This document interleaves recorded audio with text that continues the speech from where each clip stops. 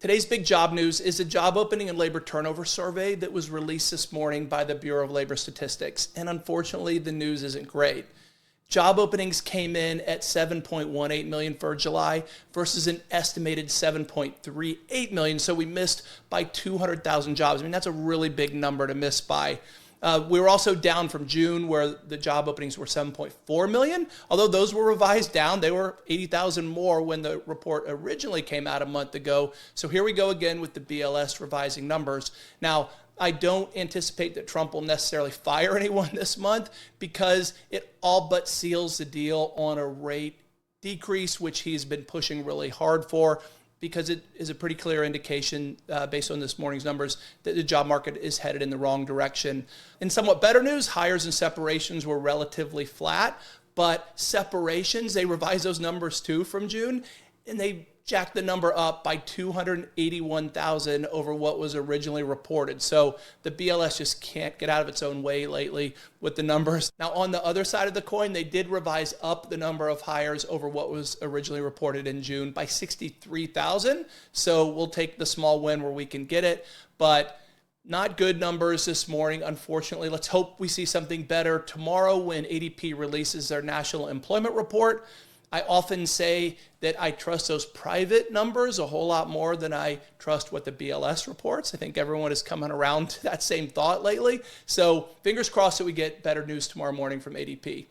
In other news, the Wall Street Journal put out an article today titled "More Fentanyl Shows Up in Random Workplace Tests." I mean, this is a headline that I did not anticipate seeing. But apparently a recent analysis of over 8 million drug tests by Quest Diagnostics shows that 1.13% of workers tested positive for fentanyl in random workplace screenings in 2024.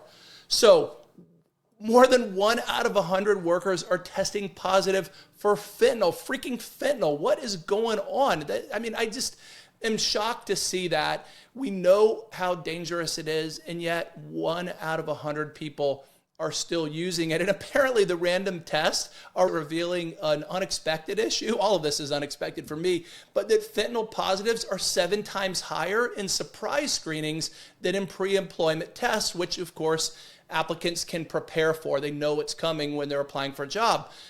So apparently you temporarily kick your fentanyl habit when you're on the job market, but as soon as you get settled in, you start again. I mean, that's just nuts. I'm shocked by this.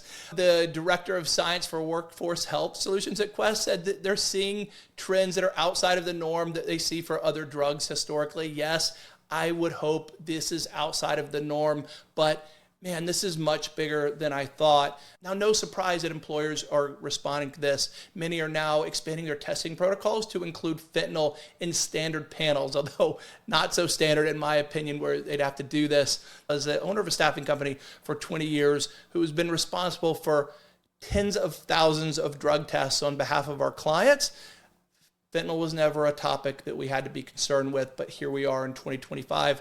I guess times have changed for the worse. Moving on to Salesforce, who has cut 4,000 customer support jobs and replaced them with artificial intelligence agents. So here we go, more jobs being replaced by AI. Now, this came directly from their CEO, Mark Benioff, who was on a podcast, and he said that in an almost bragging way, I was able to rebalance my headcount on my support.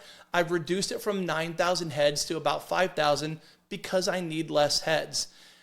And you could make the case that this makes sense from a business standpoint, and perhaps it does, and their shareholders will benefit, but that is 4,000 people that no longer have a job directly because of AI.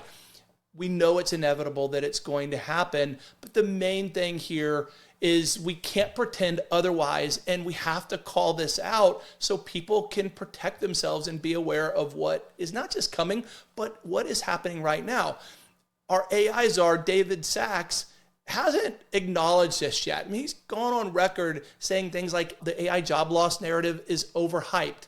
Well, you know what? It's not overhyped for the 4,000 people who are now being replaced by robots at Salesforce. So I'm going to call this out wherever I see it. It's almost on a daily basis where I see another news report saying that AI is not going to replace jobs, but it is replacing jobs. And now it's happened at Salesforce. Our final headline today is from the Federal News Network reporting on the 2026 federal pay plan. It shows that the White House quietly proposed a 1% base pay increase for most federal civilian employees in 2026. It's the smallest raise since 2021, and it doesn't come even close to keeping up with core inflation, which is 3.1% over the past year. So they're going to miss being able to keep up with just the standard cost of living by 2%.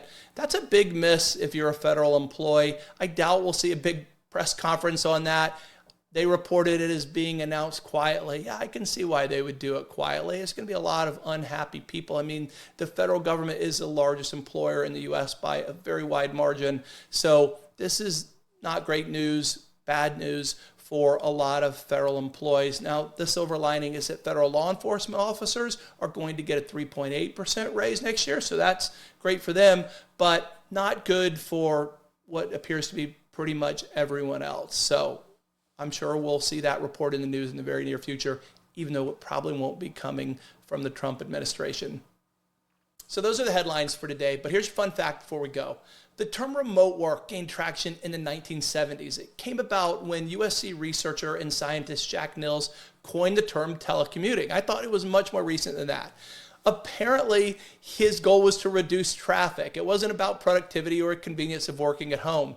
He noticed that most traffic was just people going to home and work and back, and they weren't going to factories or places where they had to be, but they would get to their office, pick up the phone, talk to someone, and he concluded, why can't they just do that from home in the first place? Why do they need to drive? So remote work originally was about environment, not about increasing productivity. So there you go.